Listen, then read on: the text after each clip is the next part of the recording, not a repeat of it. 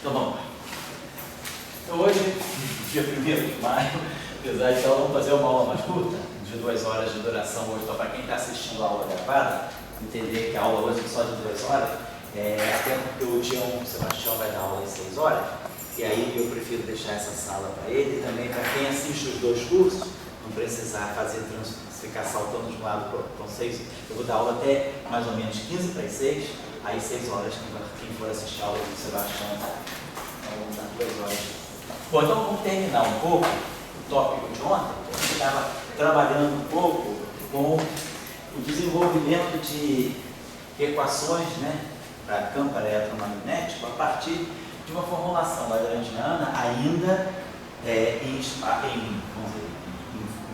espaço não Minkowskiano, mas não estamos trabalhando, explorando a simetria sobre a simetria relativista da interação eletromagnética. Nós estamos trabalhando ainda de uma forma galileana, com campos clássicos, mas campos clássicos não relativísticos.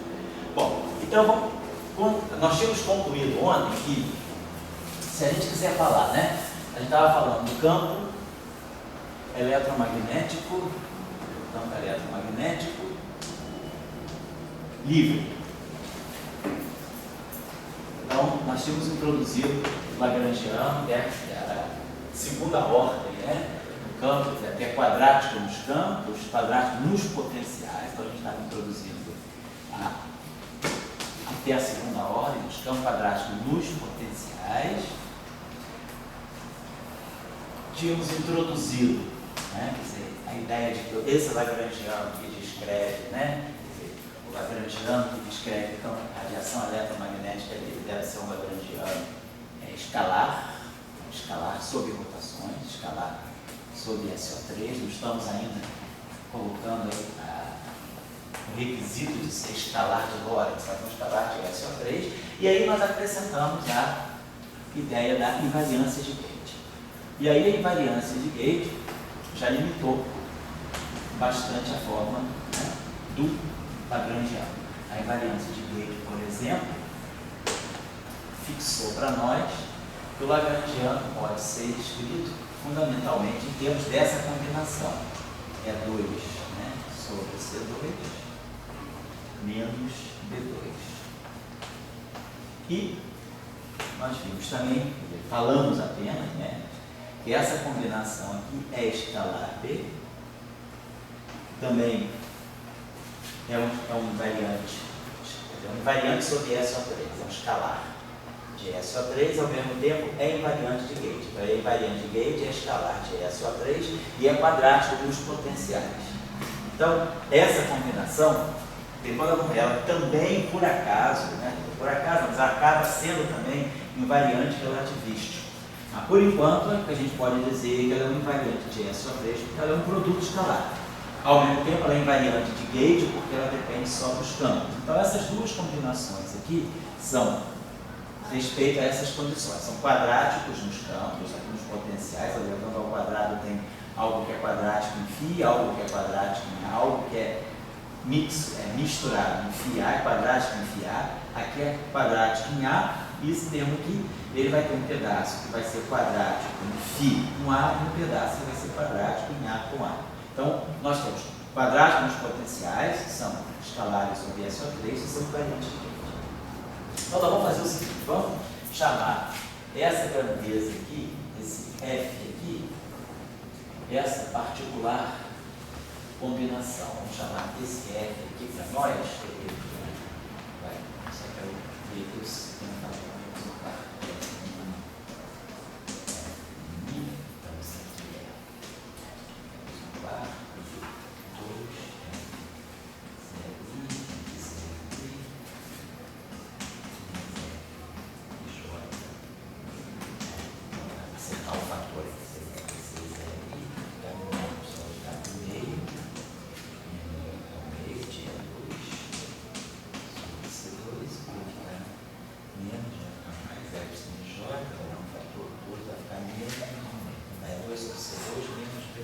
chamar esse F aqui, vai ser isso aqui para nós. Esse F aqui vai ser o meio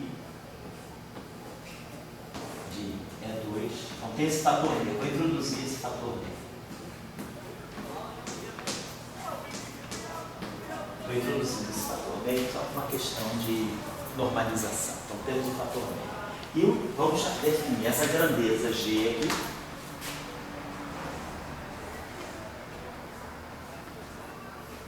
Que vai ser. Deixa eu ver aqui. Provavelmente vai ser menos 1/4. Deixa eu ver aqui.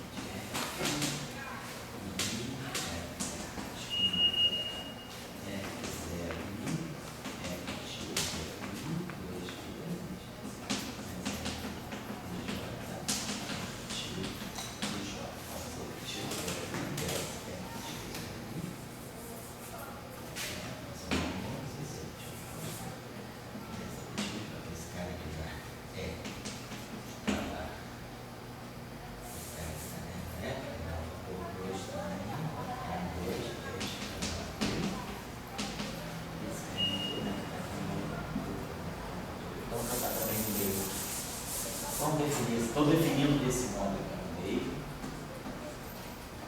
que é escalar B. Vamos fazer isso aqui. Então, o fator meio é simplesmente uma questão de normalização. Pode não colocar, também não vai mudar nada se não colocar. O que é importante é que essas grandezas aqui, elas são, no momento, para nós, elas são escalares sobre essa frente, que são invariantes de Gauge. Posteriormente, nas aulas que a gente fizer agora sobre a relatividade, o eletromagnetismo no espaço de Minkowski, nós vamos ver que, na verdade, essas grandezas aqui são também escalares de Lorentz. São também escalares de Lorentz. Nós vamos provar isso depois. Escalares de Lorentz. Escalar de Lorentz significa invariante sobre transformações relativistas. Se eu fizer transformações entre observadores, transformações de Lorentz entre os observadores, essas grandezas individualmente não mudam. Ontem nós tínhamos visto mais claramente que essa grandeza aqui, sozinha, ela é, na verdade, uma quadra-divergência. A gente pode escrever ela como uma quadra-divergência. Ela é um termo sozinho assim, ele é um termo superficial. Sozinho não se justifica colocar no Lagrangiano esse termo. Então, quando a gente formulou o Lagrangiano de Maxwell, esse termo aqui não aparece, porque nós tínhamos mostrado que isso aqui é uma derivada total.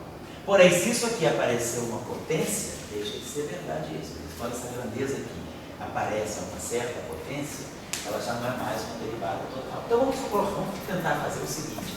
Vamos formular um Lagrangiano que seja genérico. Tá? Ele pode incorporar lá o Lagrangiano, então satisfaz essas condições, seja invariante de Gauge, seja escalar de SO3 mas que não seja necessariamente mais quadrado. Vamos abandonar agora a ideia, vamos começar a incorporar a possíveis extensões não lineares. Então vamos abandonar, quer dizer, vamos remover, vamos remover a condição de L ser simplesmente quadrático dos potenciais.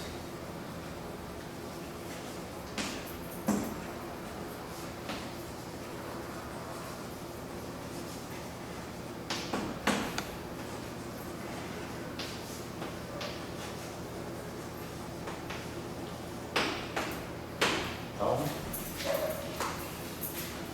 vamos construir L uma função genérica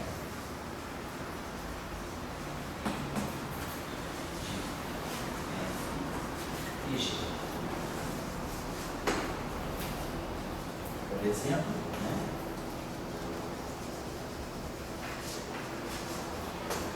A eletrodinâmica de Bohr.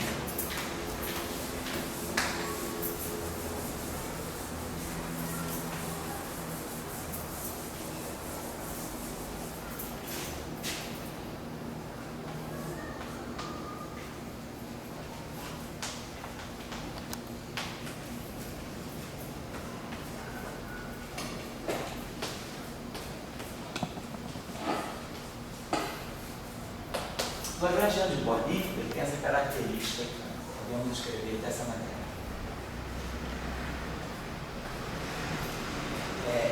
Como vocês se lembram, né? O Lagrangiano, quando a gente escreve a densidade lagrangiana, é dt de x, né? Então isso tudo aqui é uma ação, né? Então, claro, para você crescer uma ação, eu tenho que ver que esse Lagrangiano aqui tem dimensão de ação por tempo e espaço, é uma densidade, né, do espaço-tempo. Então, vamos colocar aqui o Lagrangiano, certamente o Lagrangiano é um objeto dimensional.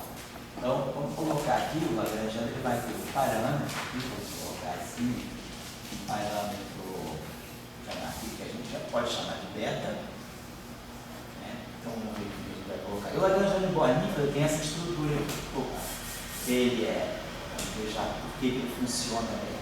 Ele é 1 menos. Aí aqui vai entrar a raiz quadrada de um termo que vai ser 1 mais, vai entrar aqui o nosso f sobre um fator 2. Chamar isso aqui de beta ao quadrado, parâmetro beta ao quadrado aqui. E aqui ele vai ter um termo que vai ser menos g ao quadrado sobre beta a quarta. Então vai ficar claro qual é o significado desse beta aqui. Então, nós temos essa expressão. Isso aqui é o que dá para nós o chamado Lagrangiano de Bohr. Aqui está aparecendo, então, esse F dentro de uma raiz. Né? Esse objeto aqui é 2 sobre C2 menos P2, e aqui está aparecendo esse G. Aqui vocês observam que o F, né? Quer dizer, o beta, esse objeto, esse aqui é adimensional. Então, esse F sobre beta 2 é adimensional. Então, o beta, ele tem que ter dimensão, como esse objeto aqui em cima tem dimensão de 2 sobre C2 menos P2, esse beta aqui, na verdade, tem dimensão de um campo magnético.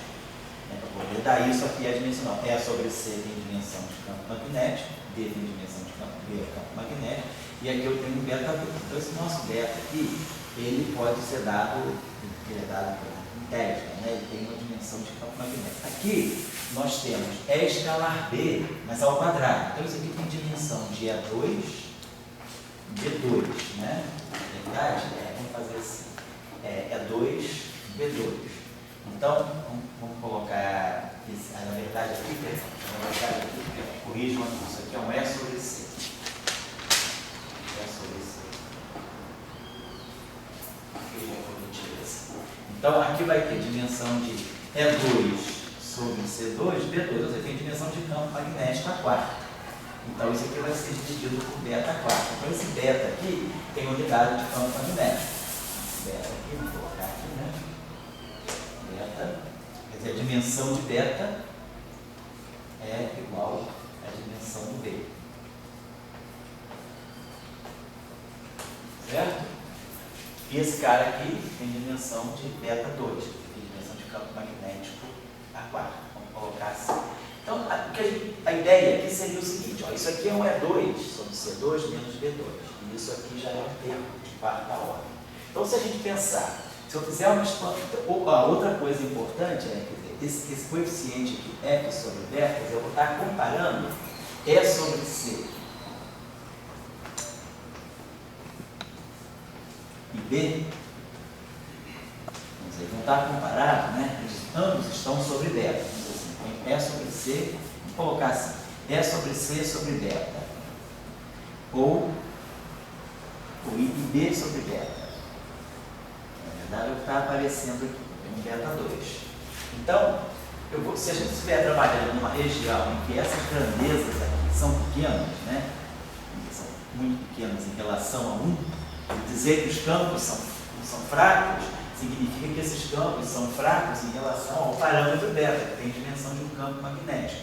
Então, pode ser que tenha um campo magnético muito intenso, né, um campo magnético de referência, e essa grandeza é B sobre beta, né, e E sobre C beta, vou colocar assim.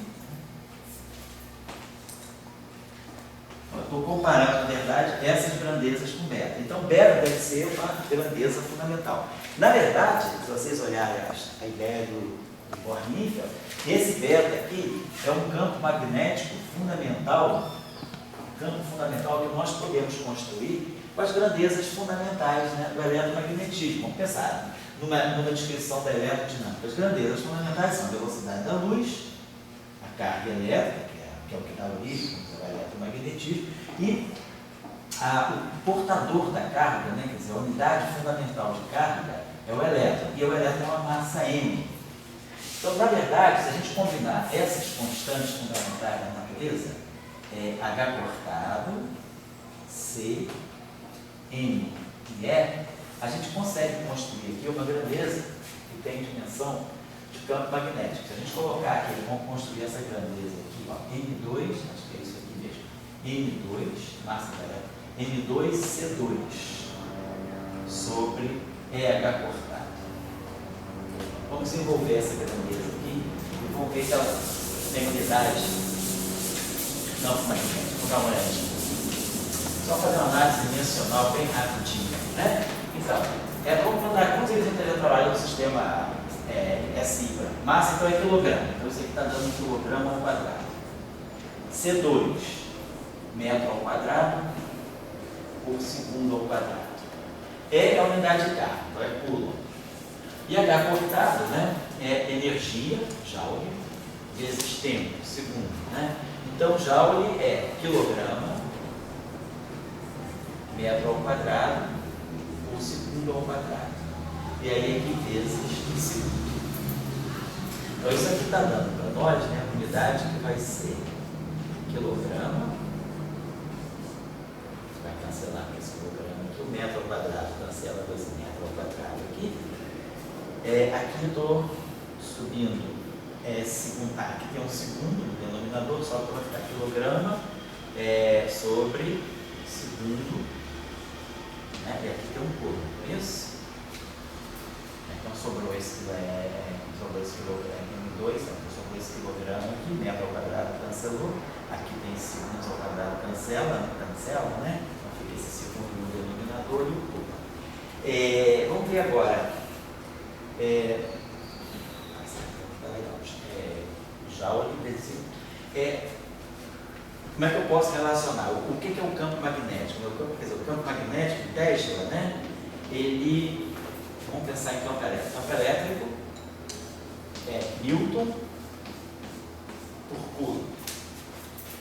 Campo elétrico é Newton por Coulomb. Então é Newton quilograma metro por segundo ao quadrado sobre Coulomb. Vamos ser campo elétrico. Campo elétrico dividido por C, eu dividi isso aqui pela velocidade da luz, dividido por C, eu vou estar multiplicando por segundo sobre metro. Então, eu devo ficar cancelando esse metro aqui, tenho esse segundo aqui, ó, então, quilograma, segundo, Coulomb. Então, isso aqui, quilograma sobre Coulomb segundo, tem dimensão de E sobre C. Então, no sistema, né, isso aí é exatamente o teste. Então, essa grandeza ali tem dimensão de campo magnético. Uma dimensão, se a gente calcular essa grandeza aqui, né, ela vai dar, ela está dada no teste. Então, ela tem unidade, dimensionalmente, no beta, tem realmente unidade no SI, né, no sistema SI, é o teste. Então, tá legal. Então, tem um campo magnético fundamental, que deve ser alto. A gente calculando isso aqui, né, para dar isso aqui a massa do elétron, na faixa de 10 a menos 30, né, 10 a menos 27, 10 a menos 30 do elétron. Isso aqui deve dar com 10 a menos, a gente já sabe, botando tudo no sistema SI, a gente vai estar ganhando uma unidade de térmica. Eu sei que vai dar 10 a menos 60.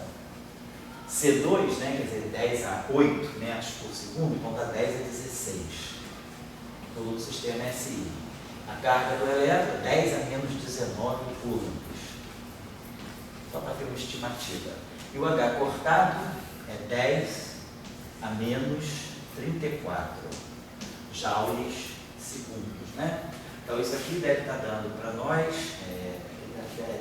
a massa do elétron é 10 a menos 27, não, 10 a menos 30 quilogramas. Então essa dá 10 a menos 60, aqui está dando C2, 10 a 8 metros por segundo, carga do elétron é 10 a menos 19 coulombs, o H cortado 10 a menos 34 joules segundo. Então esse aqui dá menos 34 com menos do 40, aqui dá uns 53, né? Dá 10 a menos, então dá 10 a menos 60, aqui em cima, 10 a 16, e aqui está dando 10 a menos 53, pessoal, 10 a 53, né? Então 53 com 16 dá 69, 69, então dá 10 a 9, aproximadamente, isso aqui dá na faixa de 10 a 9, que é um campo magnético bastante denso. O campo magnético de 10 a 9 Tesla, hoje não sabemos, são os campos magnéticos típicos, estrelas de nêutrons, magnetários, né, dessas estruturas astrofísicas compactas, né, sobretudo estrelas de nêutrons e magnetários.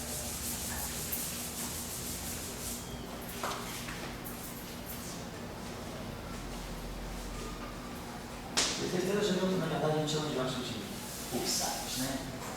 Pulsares são as estrelas de nêutrons magnetários. Então são campos magnéticos, né, realmente muito intensos. Campos magnéticos astrofísicos são bem mais baixos. O campo magnético da galáxia chega a ser da ordem de 10 a menos 4 graus. O campo magnético da Terra é 10 mil graus, é 10 a menos 4 Tesla. Então, os campos magnéticos em média, né, o campo magnético cósmico é muito baixo. Mas estruturas assim, isoladas, a gente pode ter campos magnéticos muito altos. Esses típicos campos aí. Por exemplo, também, se vocês fizerem o cálculo, se a gente olhar um átomo de hidrogênio, né, a ordem de grandeza do campo elétrico, essa grandeza aqui, associada a esse beta aqui, quem multiplica campo magnético por C, né, se eu multiplicar beta por C, eu passo a ter algo que tem que ter Tesla vezes C. Né? E sobre C, em termos de unidade, é P. Então, se eu multiplicar um campo magnético por C, Tesla por C, eu vou ganhar um campo elétrico, um Newton por coulomb, um volt por metro. Então, esse beta sobre C, esse beta C, se eu multiplicar o beta por C, eu vou ter essa grandeza aqui, M2, C3 sobre E, H cortado. Então, isso aqui vai me dar um campo magnético, um campo elétrico, né, na faixa de, se eu quero multiplicar 10 a 3, M2C2, né? M2C2 sobre H cortado, 10 a 9 Tesla. Se eu multiplicar por C, é 10 a 8 metros por segundo, eu vou estar ganhando então um campo na faixa de 10 a 17 newtons por coulomb, ou volt por metro. Que é um campo magnético, que é um campo elétrico, esse beta C aqui, né? O beta C, ele é estimado, né, aproximadamente 10 a 17 volts por metro, ou newtons por coulomb. É um campo magnético, né, um campo elétrico bastante intenso. Se a gente pegar, por exemplo, esse mais ou menos é o campo elétrico, se a gente pegar o átomo de hidrogênio, né, pegar o átomo de hidrogênio, quer dizer, pegar assim, a descrição do átomo de Bohr, né, uma descrição sempre clássica. Imaginando o átomo de Bohr, a primeira órbita do raio de Bohr, que tem um raio, né, quer dizer, o raio do átomo de hidrogênio, é na faixa de 0,5 angstrom, né? A distância, o elétron está bem próximo do próton, né?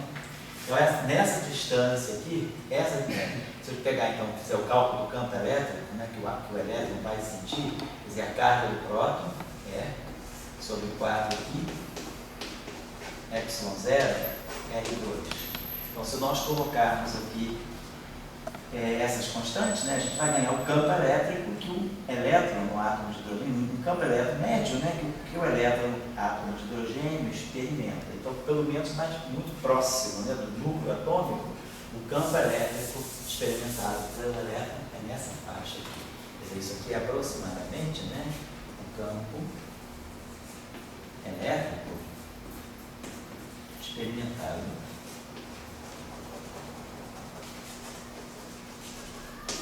pelo elétron nas proximidades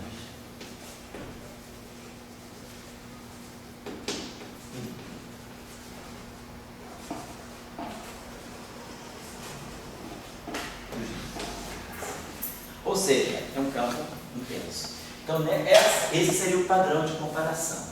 Então, são campos muito intensos, muito maiores do que os campos macroscópicos que nós observamos. Então, quando a gente estuda as equações de Maxwell, a gente está supondo que a gente está trabalhando num regime de campo que não é tão intenso assim. Então, se a gente observar essa situação aqui, no limite em que essa grandeza, né, é sobre C beta ou beta sobre C, que justifica que essa grandeza aqui, esse F, seja menor do que beta 2, né? Na verdade, é sobre C menor do que beta, significa que é 2 sobre C2, essa grandeza aqui é muito menor do que. Então, se nós fizermos uma expansão, quando essas grandezas aqui são pequenas, em comparação à unidade, então, esse Lagrangiano conífero, então, nós vamos agora fazendo uma expansão que a gente chama de limite de campo fraco. Fraco em relação a esse beta e aquele beta C. Só que vai dar 1, vai dar beta 2. Então nós vamos ter aqui 1. Então isso aqui é 1, expansão binomial. 1 menos 1 mais F. Aqui vai ter um fator meio, né? Sobre 2 beta 2. Então vou fazer o seguinte, provavelmente tem um fator meio. Normalizar, então, dá licença, eu vou fazer a modificação. Como é que eu vou ter um fator meio? Então, qualquer maneira vai ficar isso aqui 4. Beta 2.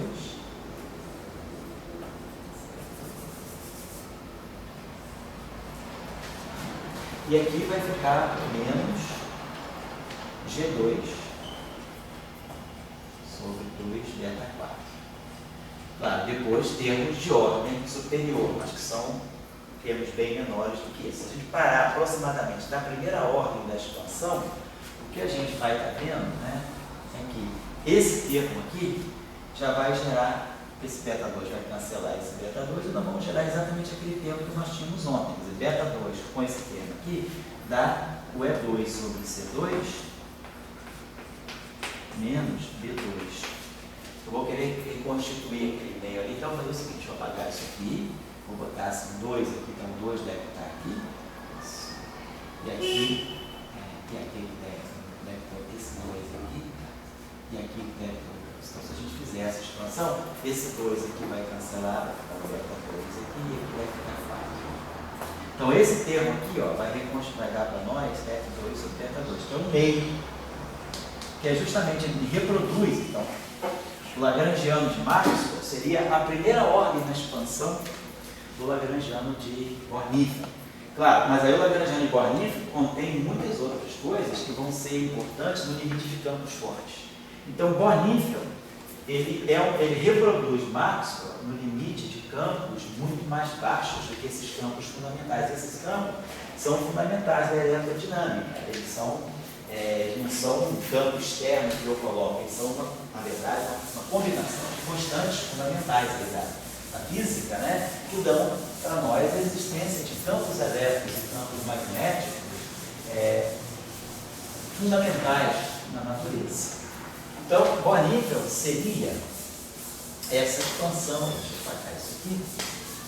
Uma outra, quer dizer, então, um caso a gente vai ter, então vamos trabalhar um Lagrangiano que tem essa estrutura, um Lagrangiano que, por exemplo, possa ter essa estrutura de raiz quadrada. Significa que eu tenho que expandir isso aqui a ordens mais altas. À medida que os campos vão se tornando mais e mais intensos, esses termos aqui vão se tornando cada vez mais importantes. Então, eu começo a divergir muito fortemente da teoria de Maxwell. Então, vamos pegar então, para generalizar, por exemplo, Bonível, ser um caso particular também, vamos pegar uma densidade lagrangiana que seja uma função, em princípio, arbitrária de f e g. Quer dizer, se o lagrangiano for esse aqui, bem, mas em princípio eu não vou especificar qual é a forma do lagrangiano. Pode ser isso aqui. Tem um chamado, por exemplo, lagrangiano da eletrodinâmica logarítmica. Vou colocar aqui o lagrangiano, vou colocar aqui da eletrodinâmica, da log, da eletrodinâmica. Na eletrodinâmica logarítmica, por exemplo, o lagrangiano ele tem essa forma. Aquele β2, e aí aqui nós vamos ter um logaritmo de 1 menos f sobre β2,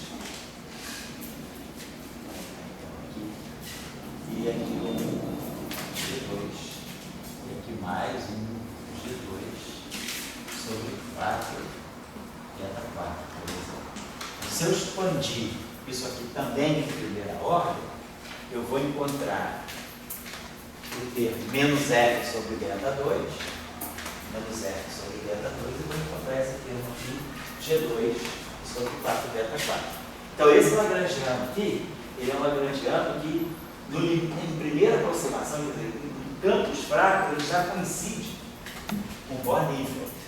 Mas ele é um lagrangiano, vamos dizer, mais fraco, porque se esses campos são muito intensos, né, a raiz quadrada é maior do que o logaritmo. O logaritmo ele amortece muito, né? Se esse argumento aqui for muito grande, o logaritmo de um argumento muito grande é um número pequeno, comparado ao próprio número. Ao passo que aqui não, aqui é a raiz quadrada. Se você tiver uma coisa de 10 a 10, a raiz quadrada de 10 a 10 é 10 a 5. Mas o logaritmo de 10 a 10 é 10. Então, a diferença é grande. Então, a eletrodinâmica logarítmica, ela já é uma interpolação mais suave entre Bohr-Neifeld e Maxwell. Mas, por exemplo, é um lagrangiano também que se enquadra nessa categoria aqui. Então, eu não vou especificar agora se é Bohr-Neifeld, se é logarítmica, ou outras versões que existem. Existe a eletrodinâmica exponencial também. Existe a eletrodinâmica de Hoffman-Infeld, tem várias formulações não lineares. Então vamos trabalhar. Tem a formulação, por exemplo, também de Euler-Heisenberg, que é uma formulação já um pouquinho mais diferente. No caso de Euler-Heisenberg, ela se separa em duas partes, né? No caso de Euler-Heisenberg, esse aqui é geral. Esse caso aqui é geral. Para incorporar, quer dizer, um caso geral para incorporar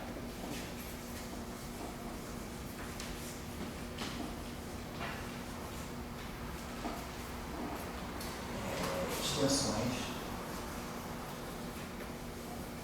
não lineares. Não lineares, vamos ver já em que sentido. As equações de Maxwell vão deixar de ser lineares nos campos A e B. Então, essa, por exemplo, é uma descrição geral. Tem a descrição de Euler-Heisenberg, que é um pouquinho mais particular. O Euler-Heisenberg, ele se quebra em duas partes. A eletrodinâmica de Euler-Heisenberg, ela se escreve desse tipo aqui. Ela vai ter um pedaço, vai ter um L1, que depende só do F, e vai ter um L2, depende só do G. Então, alguma coisa desse tipo assim. Quebra em duas partes. Vamos pegar um caso mais geral, que é depois a gente faz casos mais particulares. Então, vamos ver como ficam as equações de Maxwell, né, em presença, no caso de um lagrangiano desse tipo aí. Então, suponhamos que eu queira, eu tenho o meu lagrangiano, eu tenho um lagrangiano, que é a função de f e g. Aqueles dois invariantes que nós construímos, é 2 sobre C2 menos B2 e E sobre C escalar B.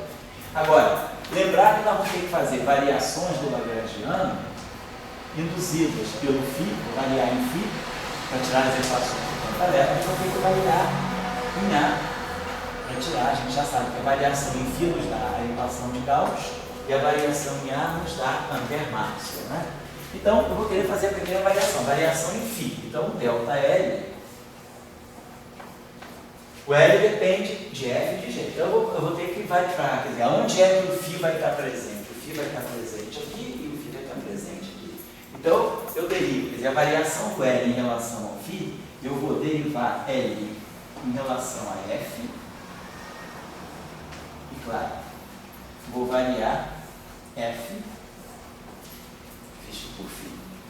E vou derivar L em relação a G, e claro, vou estudar a variação do G. Para não ficar carregando muita notação, vamos fazer a seguinte definição. Vamos chamar esse L, derivado de L em relação a F, eu vou chamar de L índice F. Isso aqui significa derivar, agora aqui vou dar um caso especial, caso particular. Derivar L em relação ao F, como uma função de F. E esse aqui é a derivada do L em relação ao G. Vou chamar de LG. Agora, claro, quem é ΔF? Vou apagar isso aqui.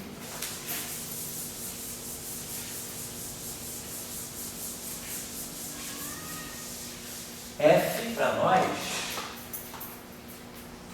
o F para nós é 1 meio de E2 sobre C2 menos P2. Então, quem é ΔF? Quando eu variar, ΔF vai ser a variação disso aqui, vai ficar, o 2 vai cancelar, vai ficar E sobre C2 escalar ΔE menos B escalar ΔB. Quem é ΔE? ΔE é menos gradiente de φ menos dAdt. Então isso aqui vai ficar dando E sobre C2 e a variação do E então é menos gradiente do ΔΦ. Isso aqui é o E escalar ΔE, a variação do φ induz uma variação na E, é menos gradiente de φ menos dAdt. E o B não depende de φ, então não tem essa variação aqui. Quando eu faço esse delta aqui, na verdade, é um delta, né, induzido, né, pelo ΔΦ. Estou variando em relação ao potencial φ. Então o B não percebe, tá? O B só depende do A. Eu tenho só esse termo. Então, o ΔL vai ser, nossa, já está chegando numa expressão. Ah, então vamos ter que tirar o ΔG, tá? ΔG. Quem é o nosso G? G é meio, nós colocamos assim, meio de E escalar B. Então, vai ficar ΔG, ΔG vai ser o meio do ΔE escalar aqui. Tá? Então, isso aqui vai ficar para nós, ΔE é menos gradiente do ΔΦ, ΔE você vai ficar menos o meio do B escalar gradiente do ΔΦ, que o E é menos gradiente de φ. Então tá certo. Então, eu sei. Então, a gente talvez vou fazer o seguinte. Né? Então, vamos poder, essa aí depois quando vocês forem olhando a aula, vocês vão acertando, mas para poder evitar esse fator meio ficar caminho, vamos definir o G principal. Então, vamos só modificar um pouco em relação a ele. Vamos dizer que o nosso G seja definido assim, é escalar aqui. O F é bom botar o meio, justamente porque quando eu variar o F, o 2 daqui e o 2 daqui cancelam esse meio. Mas o G, ele não é diagonal, ele é misto, ele é escalar B. Então não é bom definir com o meio. Então, vamos retomando. Então, retomando o início da aula, eu vou manter aquele F, né? Só corrigindo o início da aula. Vamos colocar o G como sendo escalar B. Vamos colocar desse modo. O G vai ser para nós é escalar B. Já sei. Só para evitar esse fator meio. Então, não tem esse meio aqui. Ele não tem esse meio. Muito bem. Então, eu sei, já tenho para ver a equação de Gauss, né? Já estou chegando numa forma que, como a gente trabalhou o nosso delta, nós temos que fatorar o delta φ. Então, o nosso delta L vai ser a derivada de L em relação a F vezes o delta F. Mas o delta F está aqui. É menos E sobre C2, né? Vai aparecer menos 1 sobre C2.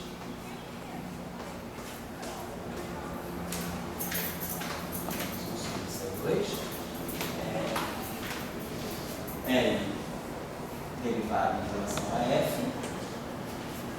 e gradiente do delta, divergência do delta gradiente, né? É escalar, gradiente, é escalar.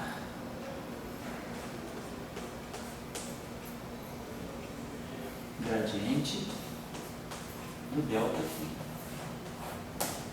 E o termo que vem do G. O G tem aquela variação, então vai aparecer mais o dl dg, vai aparecer mais o dl dg, e aqui a variação do G.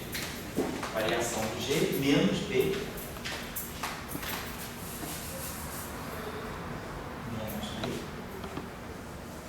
escalar, gradiente do delta φ. Certo?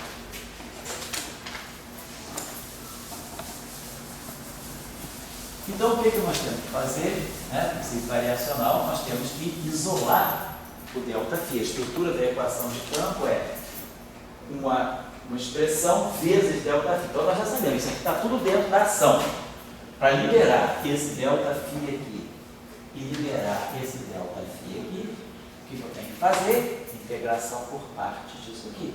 Então, eu vou escrever isso aqui, é como se fosse um EI, DI, eu escrevo o DI disso tudo aqui, que é um termo de superfície, né? E depois menos, vou escrever o DI disso tudo aqui, menos o termo disso. Então, já usando a nossa técnica de integração por parte e de desprezar o termo de superfície, esse nosso ΔL pode ser reconduzido dessa forma aqui. Lembrando que eu já integrei por parte e desprezei o termo de superfície. Vai produzir aqui uma divergência de 1 sobre C2, vai trocar o sinal, fica mais, né? 1 sobre C2, quando a gente integra por parte, 1 sobre C2, LF vezes E, e aqui mais LG, e tudo isso aqui, delta aqui. Então, a primeira equação que ficou para nós, que é a equação de Coulomb,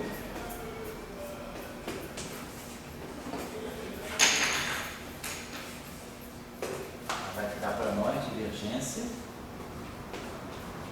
de 1 sobre C2, LF,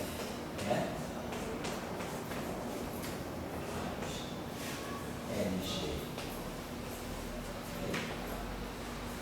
No VAR, igual a zero. No VAR, igual a zero.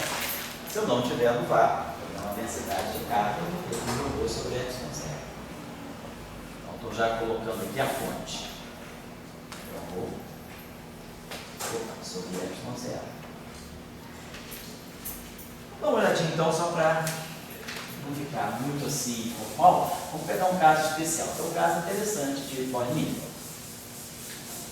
Observe também o seguinte: se a gente pegar o caso de Maxwell, trivial, o caso de Maxwell, o lagrangiano não depende do G. Né? O caso de Maxwell é simplesmente E2 sobre C2 menos B2. Então, no caso de Maxwell, esse termo aqui é zero. Certo? Esse termo aqui é a derivada de L em relação a F, mas o lagrangiano de Maxwell é proporcional a F, ele é 2 sobre C2 menos B2, o lagrangiano de Maxwell é o próprio F. Então, a derivada de L em relação a F é 1. Então, dá aqui divergência de L. É simplesmente isso. Né? está trabalhando no barco, mesmo no barco, mas só para vocês terem uma ideia que depois é só acender isso aqui. Então, o Lagrangiano, a equação de Coulomb do campo elétrico, ela agora muda de acordo se houver, por exemplo, essa dependência em G. Então, vamos pegar o caso do Bornífero.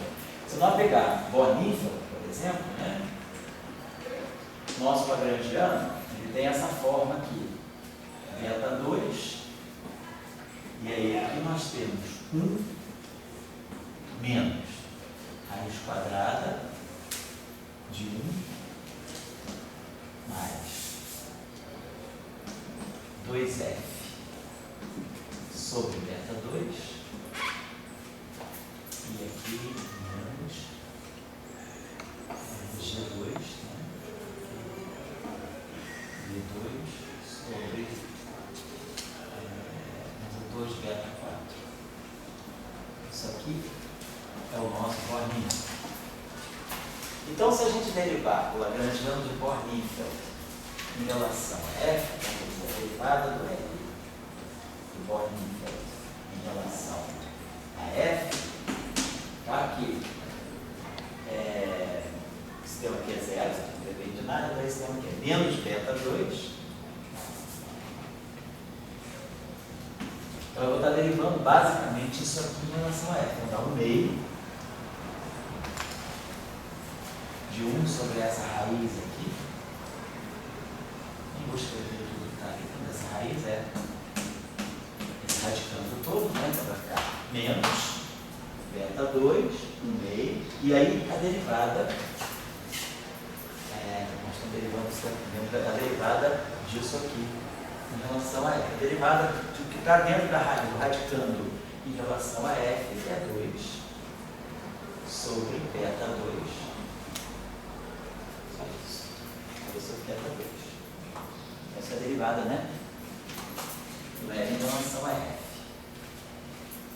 E, então, tem esse termo aqui. Então, vai aparecer uma propriedade boa aqui, que são esses campos aqui, no denominador. Se nós derivarmos, por exemplo, o L em relação a G, então LG, então nós vamos ter que estar derivando isso aqui, tá? Esse termo aqui não tem nada, então vai ficar menos beta 2, aí vamos ter aqui 1 meio, de novo essa raiz quadrada aqui, e aí vamos estar derivando isso aqui em relação a G. Então, isso aqui vai produzir, o 2 vai cancelar esse 2, vai ficar menos G sobre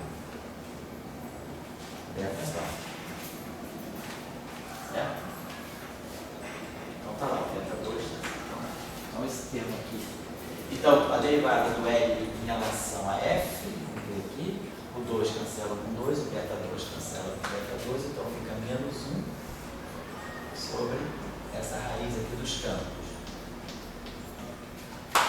E a derivada do G, ele vai produzir aqui, eu acho que o fator G é 2G, né?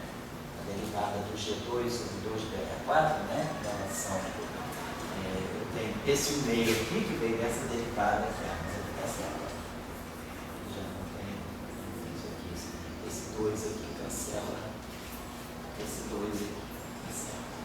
Bom, então a gente produziu esse termo aqui que vai ser mais beta 2, né? Beta 4 vai ficar 1 sobre 2 beta 2 e 1 sobre essa raiz aqui também. Ele também é negativo.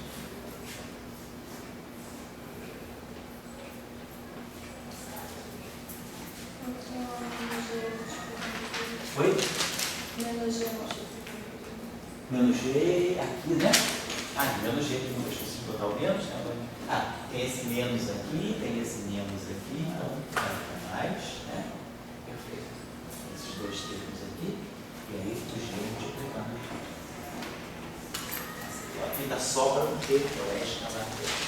Então, a expressão aqui, a expressão da equação de Gauss, nesse caso, ela vai, vamos dizer, a gente vai fatorar esse 1 sobre raiz aqui, então a gente vai ver o seguinte, basicamente vai ficar divergente de isso aqui, quer dizer, se é sobre C2, com isso aqui, então eu vou ter, vamos colocar aqui, essa raiz aqui, essa composição dos campos, ela vai fatorar por tudo, vai ficar 1 sobre aquela raiz de 1, blá blá blá, é 2, né? F2, vai ficar esse aqui. Então isso tudo aqui vai estar sujeito a essa operação de divergência. Isso aqui. E aí vamos ver aqui o E sobre C2.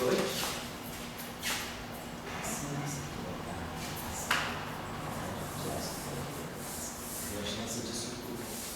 Divergência de. Ela vai ficar aqui E sobre C2.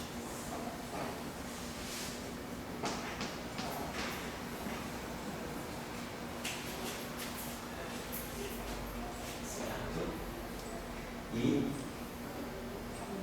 o G aqui, a gente já fatorou esse cara aqui, então, isso aqui ficou, isso aqui está certo. E o G aqui, que vai fatorarmos aquilo ali, então ficou mais, os dois têm sinal, esse sinal menos aqui, esse sinal aqui é mais, né? Então, esse sinal menos relativo.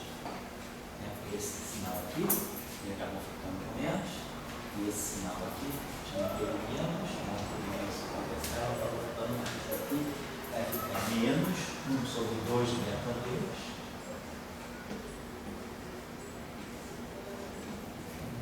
sobre 2 beta 2 e o G.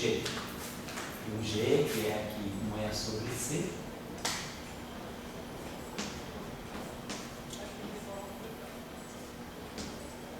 Escalar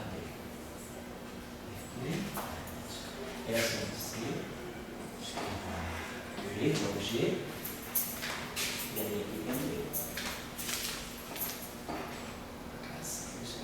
Aqui B. Certo. Isso aqui então, nós já não vai igual a zero. Então, a gente está vendo que. E aí, normalmente, o que se faz é escrever tudo isso aqui, né? Então a gente está vendo que tem campo magnético. O campo magnético participa, né? Mesmo no limite estático, ele participa na equação de Coulomb. Então aqui temos aquela combinação dos campos e basicamente o que a gente tem é isso aqui. Então normalmente na literatura chama-se isso tudo aqui de um campo B. Né? Então, vamos dizer, a equação de Bohr-Niffer, ela fica escrita desse modo: divergência de B igual a zero. Onde D é esse objeto aqui. D está ligado ao E.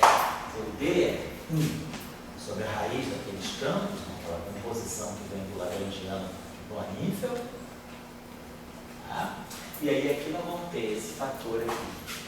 É um E. Pode escrever esse E sobre C.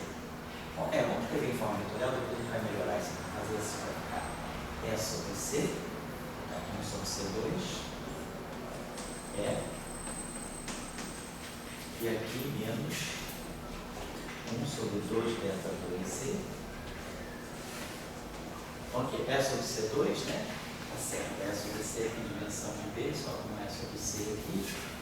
Esse beta tem dimensão de B cancela, esse beta tem dimensão de B cancela, então só não é sobre C aqui. Então a gente vai ter menos E sobre C, escalar B. E sobre C, escalar B. O V escalar E, para simplificar, né? V escalar E.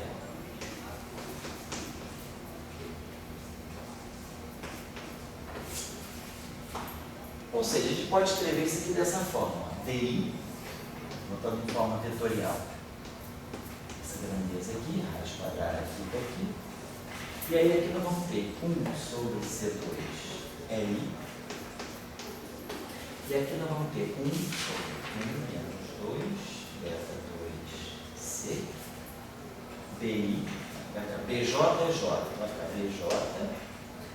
E aqui vai ficar BI, então vai ficar BJ é J. E aqui com DI. Vamos botar DI, DJ, EJ. Vamos escrever dessa forma. Ou seja, a gente pode escrever esse DI como sendo, colocar aqui uma expressão epsilon IJ. Claro, esse epsilon IJ depende dos campos, depende de E e de B. Claro, tudo isso atuando no EJ. Posso fatorar, se é I, se é J aqui, claro, pode. Quem é epsilon IJ? Eu quase estou confusão. Eu vim daqui para cá, daqui eu estou vindo para cá. E aí quem vai ser meu epsilon IJ? Meu epsilon IJ está aqui. Ele vai ser 1 sobre a raiz, que nós temos aqui. 1 sobre a raiz. Aí vamos ter aqui 1 sobre C2, delta IJ, menos 1 sobre 2 delta 2C, DI DJ.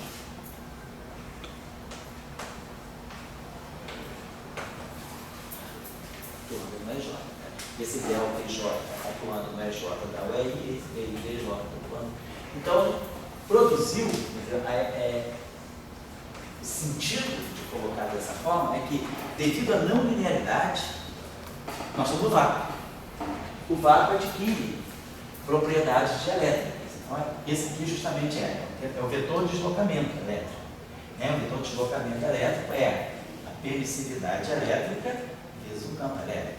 Em geral, quando a gente está falando do vácuo, D é igual a epsilon zero, no caso do vácuo. Ou se o meio responde linearmente, que a gente tem quando o meio tem uma resposta linear no vetor de deslocamento, ele é epsilon zero, mais o vetor de polarização. Só que o vetor de polarização, em geral, ele é a constante dielétrica do meio vezes o campo elétrico. Ele responde linearmente, a polarização é linear no campo elétrico. Isso são meios lineares. Aí a gente expressa essa combinação aqui como sempre desse modo. Epsilon é. A gente tem o vetor de deslocamento, e aí temos o campo elétrico aqui, temos aqui a permissividade elétrica do meio, que é essa composição constante dielétrica do meio com epsilon zero aqui. Bom, se o meio agora, eu estou no vácuo, mas eu tenho não linearidade, eu estou tendo uma equação que é divergente de D, igual a rho, só que a relação entre D e E já não é mais linear. D não é epsilon zero, no caso do vácuo. O próprio campo magnético, aqui também, que eu tenho o campo elétrico e o campo magnético, então a resposta do meio é altamente não linear. Então o próprio vácuo, na eletrodinâmica de Cornífero, já está levando em conta alguma propriedade do vácuo. O vácuo tem uma propriedade de ser um meio não linear. Por isso, você pode ter efeitos interessantes nessa eletrodinâmica não linear, como por exemplo a birefringência, que é o fato da velocidade da onda eletromagnética depender da polarização. Porque o vácuo mesmo, ele se comporta como um meio. Quer dizer, a não linearidade da formulação da eletrodinâmica, ela está dando uma propriedade ao vácuo. Quer dizer, o vácuo não é o vazio, a gente sabe que deve ter uma estrutura no vácuo, e essa estrutura está sendo representada por esse vetor de deslocamento com essa permissividade elétrica. Então essa é a primeira consequência que sai daí. Deixa eu apagar aqui um instantinho. E se nós pensarmos então, vamos pensar que a gente está num problema meramente estático, uma carga eletrostática. Então vamos imaginar que o campo magnético é zero. Mas, de qualquer maneira, vamos colocar aqui, quem é então se a gente colocar aqui o campo B é igual a zero? Uma situação de campo B igual a zero. Então não tem campo magnético, mas tem uma equação de Gauss dada desse modo. Divergência de E, divergência de D, igual a rho. Só que D, quem é D? D é isso aqui. B é zero, então meu D é isso aqui. Então eu vou ter divergência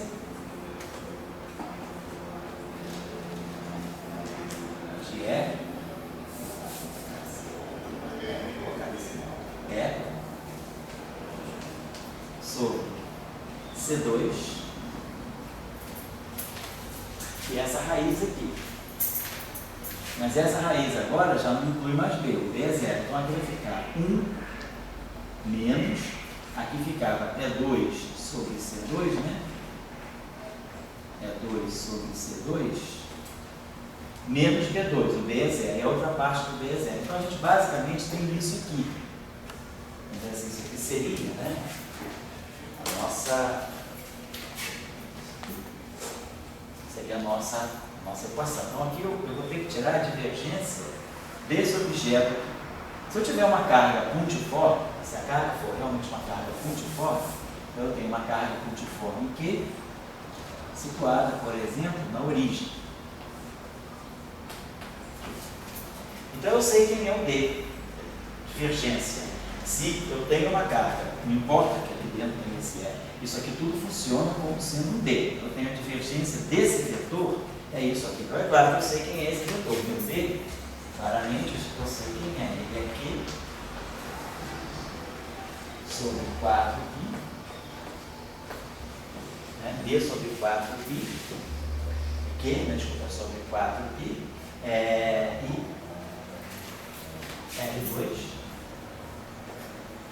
está aqui. Q sobre 4π, R2, né? Pelo teorema de Gauss, né? Tem uma simetria esférica, então eu faço o fluxo desse cara aqui, 4π R2D, igual a carga interior, ok? Então Q sobre 4π R2 é o D. Então eu sei o D, eu sei quem é. O D é exatamente como se fosse o D de Marx. Porém, a relação entre D e E já não é mais a mesma. Então eu tenho que D, então eu tenho essa equação aqui, D igual a isso aqui. Então eu tenho que E sobre C2 raiz quadrada, né? De 1 menos E2 sobre C2, isso aqui é igual a Q sobre 4π R2 R na. É claro, se eu levar essa equação ao quadrado, eu vou ter E2 aqui, vou ter esse C4 aqui, e vou ter aqui 1 menos E2 sobre C2. Isso aqui, claramente, igual a Q2 sobre 16π ao quadrado R4. Então eu consigo resolver essa equação para E2. Eu sei quem é o campo elétrico. Então, no caso da carga pontiforme, né, a gente consegue tirar o campo, mas aí a gente já vê que o campo já não é mais 1 sobre R2. Então, D é 1 sobre R2, mas não é o caso do campo elétrico. Então, vou dar uma olhadinha. A ideia de bolinha, ela veio justamente por isso, no sentido de ver o que poderia ser um campo elétrico máximo. Então a gente tem essa equação aqui. Vamos chamar isso aqui para a gente, só para efeito de não ficar carregando isso tudo aqui, por enquanto, né? Vamos chamar isso aqui de um psi. Depois a gente substitui. Então eu vou ter basicamente essa equação aqui. É 2 sobre 1 menos E2 sobre C2 igual a psi C4. Então eu vou ter E2, então vai dar uma equação do ciclo grau. E2, 8? Tinha um beta dividindo lá no começo e daí tu vai precisar... O beta estava onde? Estava dentro da raiz. Aqui dentro da raiz? Ah, tem. Aqui tinha... Ah, tá certo. Tem um beta 2 aqui, né? Isso, tá certo. É que se não tiver, depois tu não recupera o limite. Não, tá certo. É porque E2 sobre C2 tem dimensão de campo magnético, porque tem um beta. Eu esqueci de colocar esse beta aqui, legal, Cláudio. Então tem E2 sobre C2, você tem dimensão de campo magnético. E2 sobre C2 sobre beta, para poder ficar adimensional, justamente. Tinha aquele beta 2 que eu tinha esquecido, que era o F sobre beta 2. Eu esqueci o beta 2, obrigado. Então aqui, no lugar do C2 tem um beta 2, aqui no lugar do C2 tem um beta 2. E aqui tem esse, aqui tem um beta 2. Um beta 2 aqui no denominador. C2 sobre C2, beta 2. Então é isso aqui, C4, né? E aqui é 2 sobre C2, beta 2, tá certo? Então aqui C4 eu já trouxe para cá, tá certo? Então ficou, vamos botar tudo junto agora. Então vamos ter aqui esse, vamos ficar aqui com 1 mais esse cara aqui aqui, esse cara que vai para cá, não vai vir para cá, então vai ficar mais que 5 C4 sobre C2 beta 2. Então, isso aqui vai ficar C2, C2, né? Tudo isso aqui multiplicando é 2. E tudo vai isso aqui igual a C4. Isso mesmo. Esse é 2 ficar aqui, esse cara aqui vai transitar para cá, vai ficar C4, não, pensar C4 sobre C2, vai dar o C2, C2 sobre beta 2, tudo isso multiplicando a 2, eu fatorei esse terminho aqui e vou ter C4. Então, a gente basicamente está obtendo que o E2, né, ele vai ser essa constante Ψ, C4, C4 sobre 1 mais Ψ C2 sobre beta 2. Então, vamos esquecer as constantes só para a gente ter uma ideia da forma funcional. Vamos fazer a coisa da forma funcional. Esse Ψ, basicamente, ele é 1 sobre R4. Então, Ψ, só tirando as constantes, só para a gente ter a forma funcional, como é que isso depende de R. Então, nós vamos ter aqui o E2, nosso E2, ele está dando esse Ψ aqui, que é 1 sobre R4, e nós estamos tendo aqui 1 mais R4. Né? Então, aqui tem esse C2 sobre beta 2 aqui, né? C2 sobre beta 2, mas aqui o Ψ tem 1 sobre R4. Então, basicamente, ó, esse R4 aqui, isso aqui vai cancelar com esse, mas vai dar um R4. Basicamente, a forma funcional vai ser essa. Uma constante aqui, vamos chamar de uma constante, e aqui vai ficar basicamente isso. Aqui quando eu tirar o R, então isso aqui é o E2. Vamos tirar o R. Vamos tirar o R. Então, o E vai ser a raiz quadrada disso. Então, basicamente, eu vou ter esse R4 aqui que vai cancelar esse R4, vai sobrar uma constante, e esse R4 vem para cá. Então, eu vou ter basicamente isso aqui. O E vai ter essa forma, uma constante sobre a raiz quadrada de R4 mais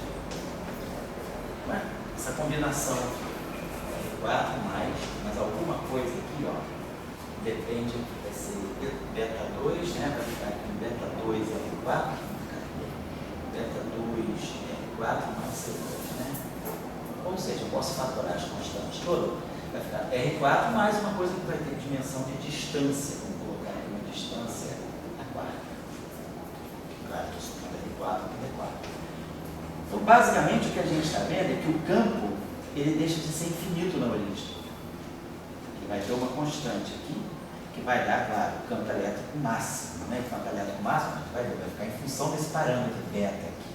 A gente jogar. Então, eu estou colocando ele, jogando esse parâmetro beta para cá. Na hora que eu tirar, fatorar essa expressão, eu vou ter um campo elétrico máximo. Então, quer dizer, pode até escrever isso aqui, isso aqui vai ser o meu máximo sobre R4 mais D4. Então, para R igual a 0, eu tenho essa constante. Geralmente essa constante o pessoal chama de A. Vou chamar aqui de 1 a 4. O que é importante é que o campo elétrico vai ter esse comportamento agora. Na origem, ele é máximo. Claro, que quando o R é muito grande, para distâncias muito maiores do que esse cara, esse termo domina sobre esse. Então, a raiz quadrada de R4 é o R2. Então, o meu campo começa a cair com 1 sobre R2, ele começa a ter um comportamento maxwelliano depois de uma certa distância, ele vai caindo assim. Mas tem uma região aqui, né, onde ele não é maxwelliano, porque nessa região você tem distâncias muito próximas, né, para R próximo da origem, quer dizer, A muito maior do que R, ou seja, R muito menor do que A, há distâncias muito pequenas comparadas a esse parâmetro de distância que naturalmente surge aqui, que é uma combinação de beta com C, obviamente.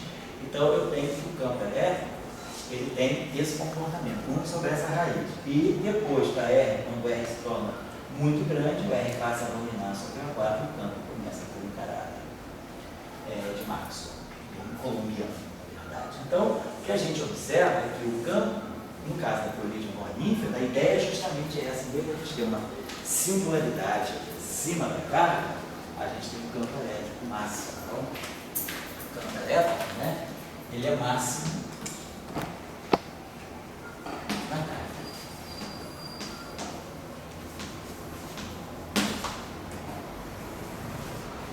E a ideia era um pouco, na época que estava estudando, era você tentar qual é a origem, a partícula tem carga. Então, você imagina que você faz uma associação entre carga e massa, né? O elétron tem carga, tem uma certa massa. Partícula de massa zero, partícula de neutra, né?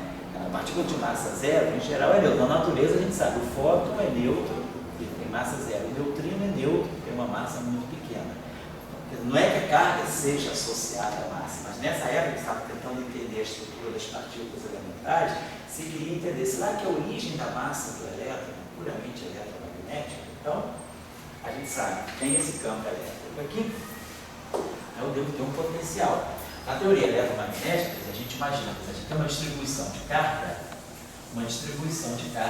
ela tem uma certa energia, né? A energia da distribuição de carga, nós sabemos que ela é, se pegar uma distribuição de carga uniforme, a energia do tipo E2, a carga ao quadrado, né? Sobre 4π, ε0, R2. A gente tem uma expressão aqui, que a densidade de energia é 2, no meio de ε0 é 2. Se o campo elétrico é do tipo, então você tem um meio de ε0 é 2. O campo elétrico é 2 sobre 4, o campo elétrico é sobre 4π, ε0 é, isso aqui ao quadrado. Então, essa é a densidade de energia acumulada no campo. Se o campo é singular na origem, claro, eu tenho uma densidade de energia infinita na origem. Mas agora, no caso de bornífera, eu já não tenho mais um campo infinito na origem, eu tenho um campo máximo na origem. Então, eu tenho uma distribuição, uma densidade de energia que é finita. Então, fazendo aquele modelinho clássico, se a gente imaginar que o elétron é uma distribuição muito pequena, mas com um raio R dessa densidade de energia, eu posso integrar essa energia no volume do elétron. E aí a gente vai saber a energia dessa distribuição de carga, que é a carga do elétron. E aí a gente associa essa energia com a massa do elétron, e aí a gente tem uma estimativa da relação, né, entre energia, uma estimativa para a massa do elétron a partir da própria carga do elétron da constante de elétron. Então esse era o modelo antigamente. E aí a ideia era o campo elétrico de Maxwell infinito na origem, então eu não consigo fazer isso. A ideia de bornífera seria pensar, não, o campo pode ser máximo, mas não infinito. E aí a gente então tem uma distribuição de energia que agora é infinita, eu consigo fazer essa integral, que agora é integral de 0 até o raio R, vamos dizer assim, do elétron, disso aqui ao quadrado. Então vai ficar 1 sobre R4 mais A4. Né? E aí eu tenho o elemento de volume, que é R2, né, que é a divisão do sólido, tá certo. Mas essa integral aqui é uma integral factível, é uma integral finita. Então eu tenho uma densidade de energia finita, eu tenho agora uma energia finita, quer dizer, a distribuição de carga do elétron, ela dá uma energia finita. E aí eu posso associar essa energia com a massa de repouso do elétron. Então essa era a conjuração para se